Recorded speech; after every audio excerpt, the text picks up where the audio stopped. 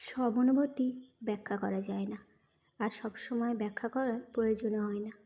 অনেক সময় মানুষের একা লাগে, অসহায় বোধ করে, সব কিছু থাকার সত্ত্বেও শূন্য মনে হয়। এমন অনুভূতি বোঝানো যায় না, কারণ যার বোঝার ক্ষমতা নেই তার কাছে ব্যাখ্যা করেও কোনো লাভ হয় না।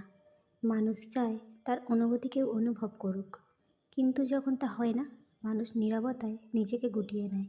এই নীরবতার ভাষা পৃথিবীর সবচেয়ে কঠিন ভাষা, যা সবাই বুঝতে পারে না।